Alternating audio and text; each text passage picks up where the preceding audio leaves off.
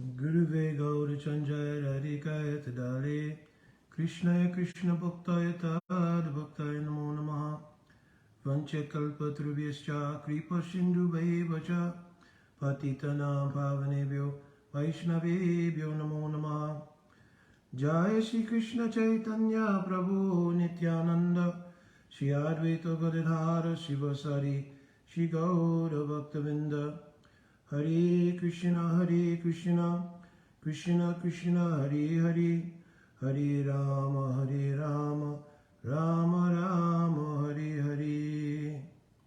Dhanavat Pranam devotees. So this is a very short video to answer a few questions, one that came in this morning, and a couple of questions that I've had, which of course over the Gaur Pranim celebrations that I was unable to get to. And before beginning anything, I want to offer my Dandavat Pranam to His Holiness Kadamba Kanana Swami, who has transitioned and gone on to higher service, and to all of his disciples. You should take this as a very deep time to contemplate doing very deep bhajan. Whenever Shri Guru enters Samadhi or leaves the physical presence of the disciple, that becomes the impetus for developing the mood of separation truly for the first time. We've not met Sriman Mahaprabhu or Radha and Krishna, perhaps we have not become perfect. So to experience the mood of separation in a transcendental way first takes place between the Sishya and Shri Guru.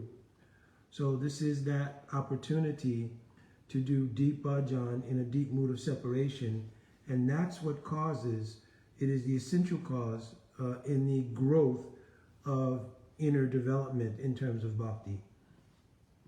So first there should be deep grieving and mood of separation should be experienced, and then we should think, oh, I will associate with my Gurudev now via the mechanism of very, very deep bhajan life. So very deep chanting of your Harinam, a very deep chanting of Diksha mantras for those who had received Diksha, proper meditation on the Guru Mantra and Guru Gayatri, because Guru Mantra and Guru Gayatri, they're not different from Shri Guru, and this becomes the opportunity under which to have association on a heart level with Shri Guru. So very important to deepen your bhajan sadhan, and in this way to create a deep sense of a deep attachment. Rupa Goswami Pad is described in relation to Guru Tattva that Guru Padasraya Tata Diksha Shikshari Vishram Dena Guru Seva. So the objective is this Vishram Dena Seva. The word Vishwambra means a sense of intimacy heart to heart. That ultimately a kind of taratmik mood. Taratmik means when the heart becomes one.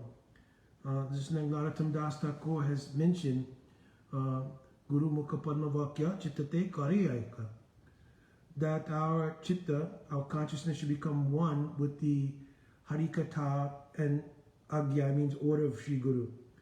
So what instructions your Guru Pada Padma gave, how to do seva, what seva to do, plus always the instructions on how to do bhajan, you should take very, very deeply, and in doing so you'll find that your inner growth will become very expedited. Jai. Haribo Sadhan Siddhaprabhu, Dandavat Pranam, all devotees who have come on. So there are a few short questions, they're not very long. One question was written by a dear God brother of mine. Let me take a look at the question. Oh, the question was regarding Sri Navadvipda Mahatmya of Srila Bhaktivinoda Thakur. There, Srila Bhaktivinoda Thakur, he mentions, has spoken that you cannot measure the Dham. Yet, a few short pages away, Srila Bhaktivinoda Thakur gives a very descriptive measurement of Sri Navadvip Dham. So he was asking how to reconcile this. So the reconciliation is that there are two kinds of angle of vision here. One is the angle of vision of the aprakrita nature of the Dham. The aprakrita nature of the Dham, meaning the potency and function of the Dham as a spiritual substance, cannot be measured. So you cannot, like I'm giving the example, it's mentioned there, Satata Koti Gopi Madhavamang. Srila Bhaktivinoda Thakur was written one bhajan. So it means 1 billion gopis have gathered at Vamsivat in preparation for Ras. So anybody who's been to Vrindavan, you've been to Vamsivat, then in your mind you may think how 1 billion people can fit in all of Uttar Pradesh, what to speak of at Vamsivat. But our acharyas have given so many explanations that Dham has the ability to contract and expand and so many other things. But the essential thing they're describing is the aprakrita nature of the Dham. That it is a bhav. And a bhav cannot have any material measurement. How much does Radha love Krishna? How much does Krishna love Radha? Can you measure? Can you give a metric? How much love is present in the roop of Mahaprabhu as Rasaraj and Mahabhav in one roop? How much love is there? Can you give any metric? So that which is essentially beyond material facility, then that thing cannot be measured. So the Dham has that feature, that it is aprakrita, means it's beyond material facility, right? And it's mentioned there, aprakrita vastu na prakrita gochara. So that which is aprakrita, the vastu, the substance which is transcendental, by prakrit senses we cannot measure. So then why does Srila Bhaktivinoda Thakur then go on to give measurements of Sri Navadvip Dham, just like we say, the 84 crores or 32 square miles of Braj, etc., etc., 64, square miles of Braj. Why?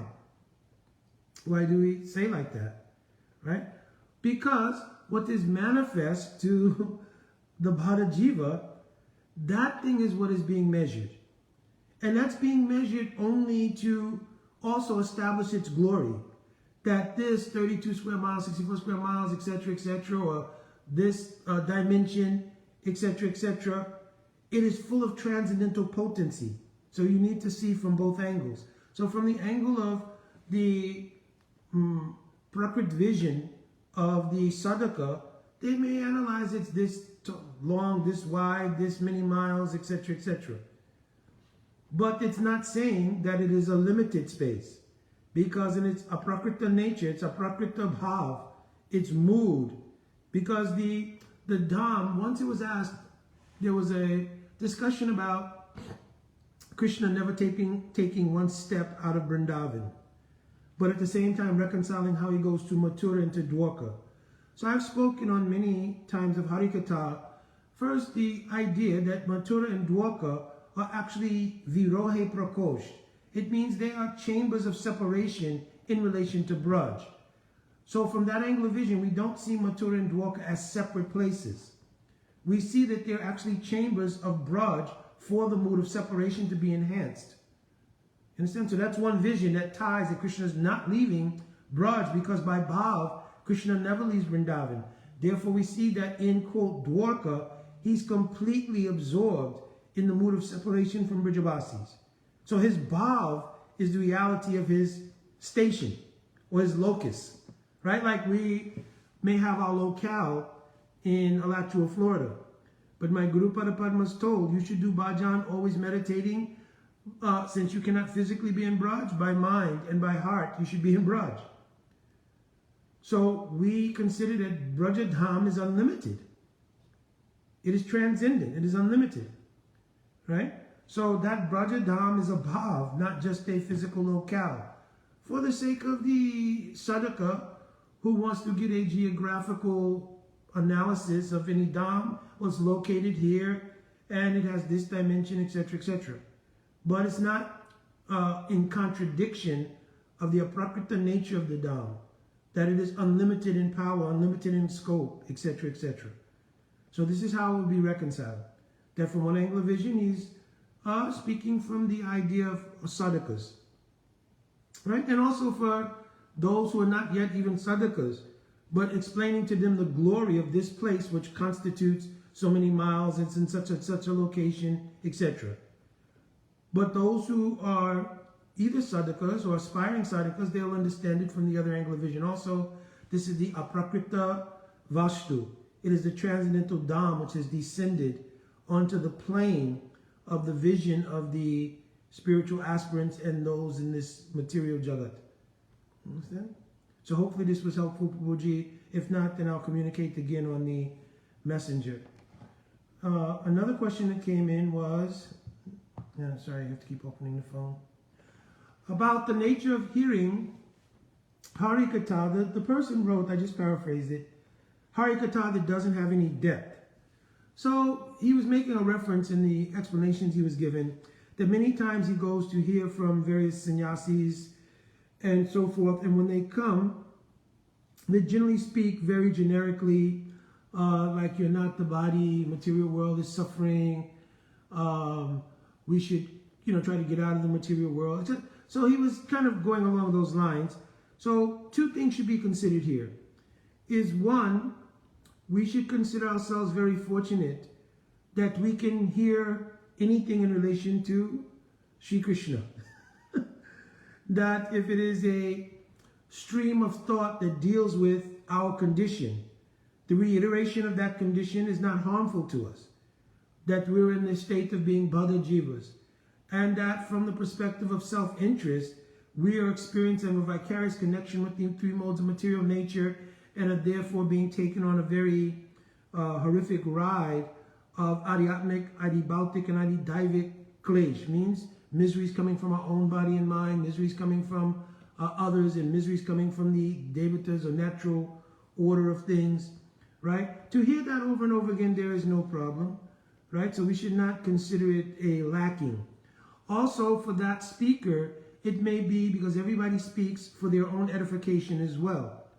So if that person speaking is doing the seva of serving Harikatha with that kind of mindset and for their own edification are reiterating these points, then we should, with great humility, hear and digest and reapply over and over again, like we put tilak each day. So we should apply the tilak of those instructions related to Krishna on our heart every single day, no harm. Another point of view. Sometimes it may be that the depth in the understanding of a devotee may have some limitation. The adhikar may not be so developed. Therefore, in speaking Harikatha, the Harikatha will be reflective of their adhikar. Or, worse situation, somebody will speak and their speaking will be not reflective of their adhikar. So both things are bad. So one person, not bad, somebody speaking according to their adhikar means they may not have understood a lot of depth regarding Gaudiya theology and the inner moods of bhakti, etc., etc. That thing is not bad. They're speaking according to their adhikar. Right? Now, for a person going whose adhikar may be shifted to a higher position, then if they are mature, they can still, as I mentioned earlier, take what is being spoken, even if it does not stimulate the particular place of their aspiration in that adhikar, they should still see that it still adds to my foundation in bhakti. Right? That's one perspective. Secondly, if you really have depth of adhikar, from anything that you hear in relation to bhakti, you can glean deeper things. Because Srimad Bhagavatam is such that it's mentioned there. Tulya Bhagavata Krishna Vibhu Savasrai. Prati Shloke, Prati Akshare, Nana Artakoi. So every verse, every akshara means every letter of Srimad Bhagavatam, Nana Artakai, has unlimited meanings. So also your own depth of adhikar in hearing anything can extract a dwani. A dwani means like an echoing of the meaning, and that will satisfy your adhikar.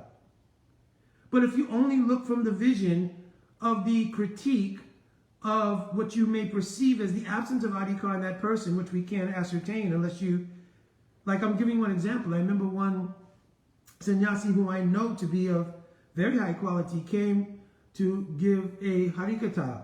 And in the Harikatha he spoke very basically regarding the teachings of Bhagavad Gita. Now, Bhagavad Gita has so many different levels, from Samanyan Upakyan to Savaguyatam Kataha, right? So many levels are there. So he spoke in like general way.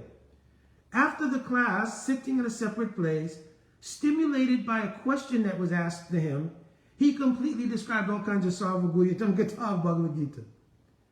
So we should not try to ascertain adhikar simply by maybe what is the general presentation of a devotee when they're traveling or preaching, etc., etc. We may inquire from them personally, and they may be able to give inspiration to our adhikar. Now, I mentioned also we'll have to be careful. Always, there should be great humility, and your humility is proportionate to your genuine adhikar. You understand? Paripokena danasya Krishna prema ajasanvitanyate. Paripokena danya bhav means humility will be proportionate to your realizations in Krishna consciousness. So if you have a legend in your own mind, conception about yourself related to bhakti, then that could be some difficulty. That I am so high class, I only want to hear rasakatha, please, I can't hear anything about anything else, so forth and so on. Then you're probably headed down a dangerous path, first of all. Secondly, again, if your adhikar is mature, whatever you will hear will stimulate depth in your adhikar. So that's the sign. If you can only and exclusively hear a certain thing, then you need to check the genuineness of your adhikar, right? Also, it may be that hearing in a particular environment may not be so nourishing to your growth. And that becomes a situation under which you then have to make a different kind of analysis. In other words, so now you look, it could perhaps be from institutional considerations that a kind of ceiling is placed on Harikatha. In other words, perhaps there's an idea, oh, we should not speak about certain things because these things, from somebody's perception, were not emphasized by our Acharya. But certainly, I'm giving a practical example. Within any Sangha, right, when you analyze carefully, I notice this come up in ISKCON, so I'm using ISKCON as an example, right? I've heard many high class of Harikatha, right, from so many stalwart devotees in ISKCON. So this is not something related to like some sweeping analysis, right? But I have also heard some devotees speak to the idea that no, we should not speak to a certain level. Oh, that's too high, or this is like this, or this is like that. That kind of imposition on the individuality of devotees, it could be harmful, because what it will do is institutionally stifle devotees' ability to speak genuine realizations. Secondly, it will stifle the growth of those who are trying to understand by hearing the depth of bhakti theology and bhakti practice. Their growth will be stunted by the inability to hear these things. Not only that, but they'll then develop an improper vision of hearing those things. That may also lead to aparad around those whom they perceive to be speaking those things. So in many, many different ways, we'll have to analyze when we're hearing Harikatha. If you do not place a ceiling on devotees being able to give genuine expression to genuine adhikar, that is the most helpful thing. You understand? Hare Krishna Didi, Dandavat. So that is the most helpful thing. That you'll be very organic in your approach to bhakti. Organic means when you plant something and you go through the natural process of watering, giving sunlight, other things, then don't stifle the growth of what it is you plant. So devotees, when they come to the process, Mali Konase Bijaropan, Shravan Kirtane Jale Kari. They've planted the seed of bhakti with the idea to water it through Shravan and Kirtan, means hearing and speaking of Harikatha. It's also Kirtan. Understand? My Guru Parapadma used to mention that Sri Shukadeva Goswami is greatest of all kinds of Kirtaniya, because he spoke Srimad Bhagavatam. Understand? So we don't want to stifle that. because it is harmful both to the growth of those who are doing seva to speaking Harikatha and the seva of the Shrota or hearers of the Harikatha. Understand?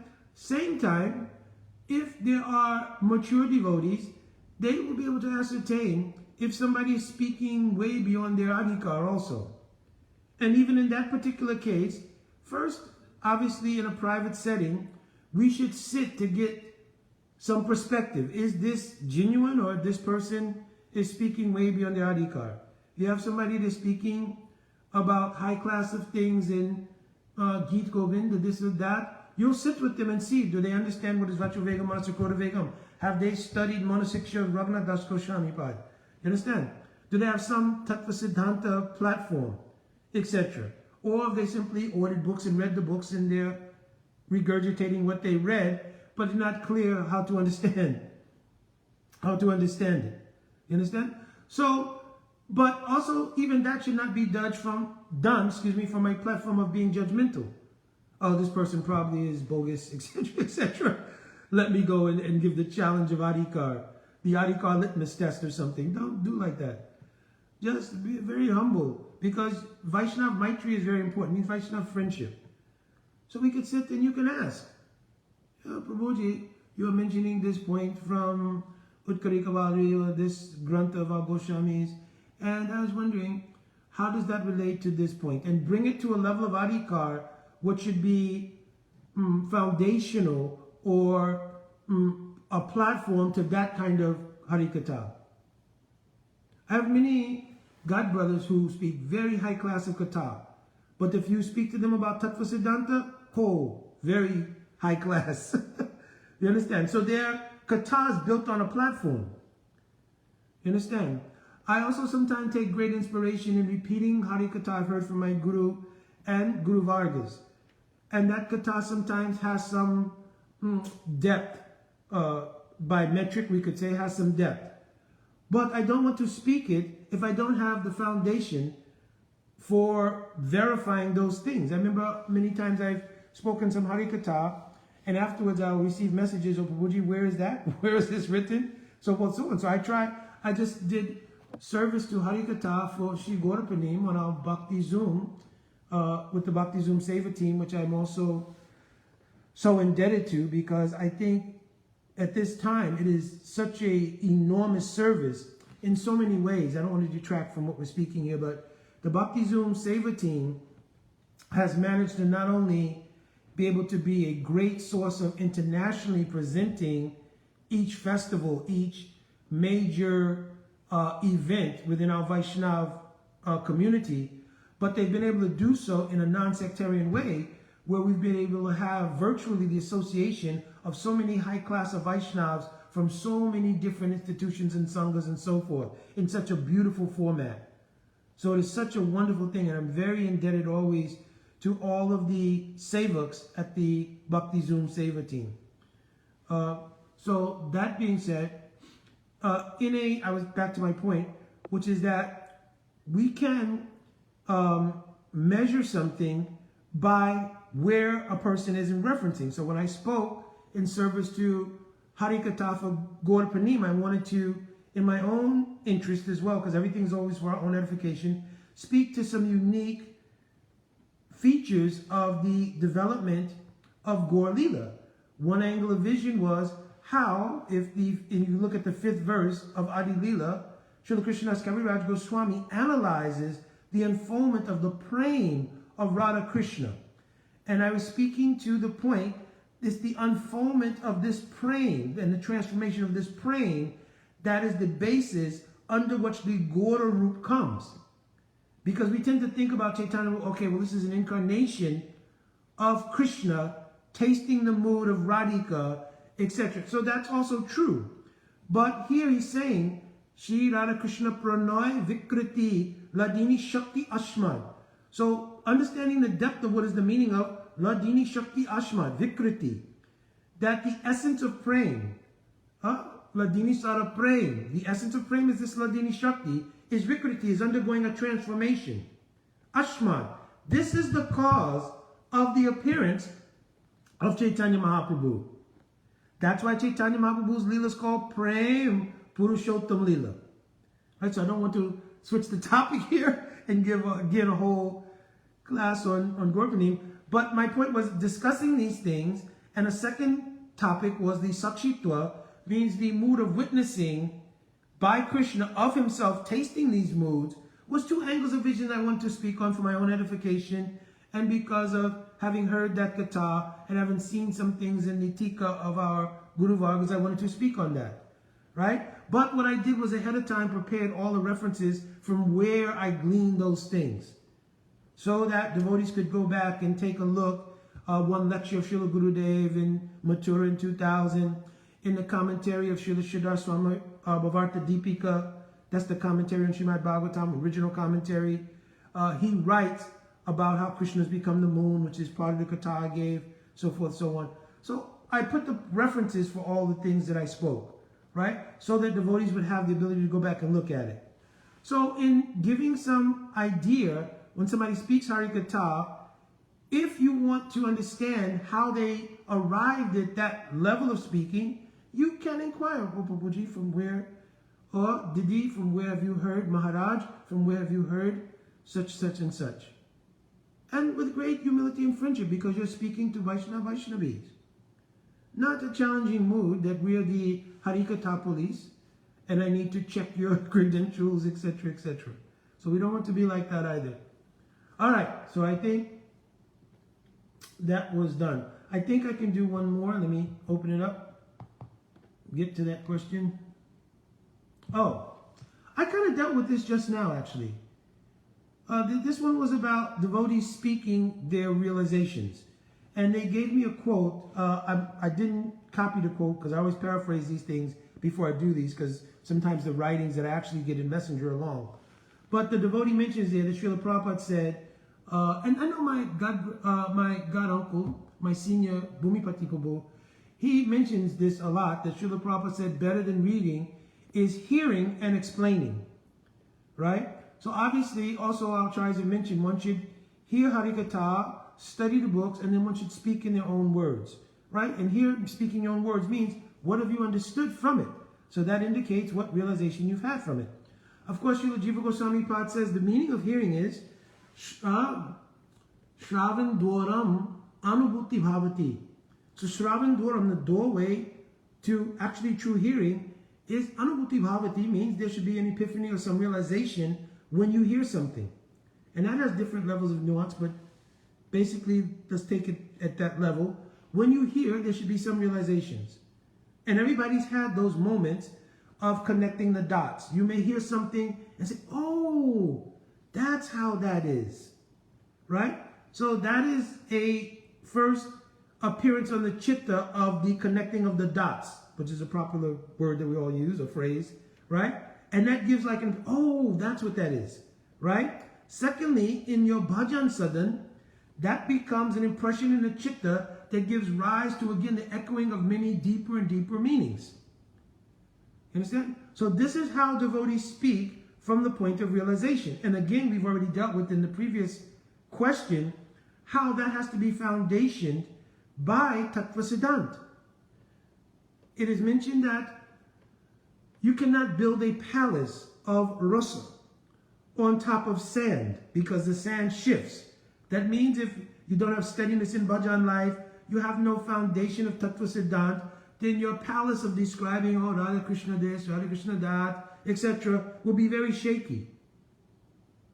And also, because it is shaky, it will certainly become perhaps imbued with some misconception. You understand? Because if somebody will ask you something, you're speaking about the nature of Radhika's love is so high. What is that love? How has Rupa Goswami Pad described that love? What is the nature of that love? First, these things should be investigated by inquiry and by study in association with some senior mature devotees, etc. Ideally with realized Vaishnavas, right? But to have some Siddhantic understanding, and therefore your platform for speaking about that thing has a basis that you can lean on. Other than that, it may become shaky, and then maybe you'll try to fill in a gap here and there with some conjecture, right? And then that everything will be spoiled. You understand? It's a good example. Bengali Brahmin wrote a very apparently nice poem about Lord Jagannath, but when Swarup Damodar heard that poem, he completely, no, this is nonsense.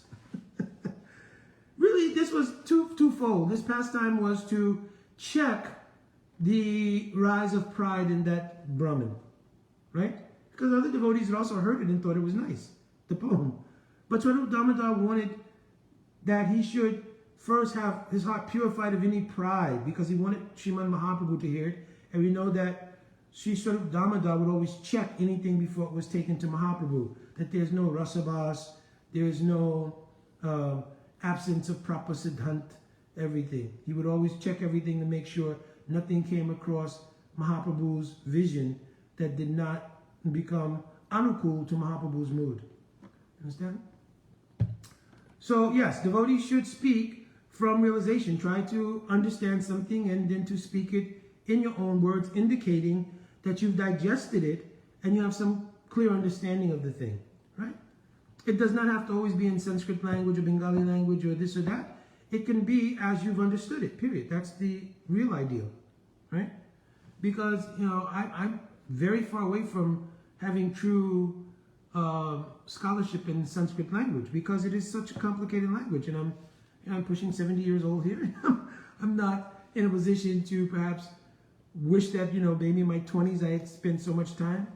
I had the fortune of learning Devanagari and everything when I was preaching in Africa, and that helped to generate some ability to read and then to try to study.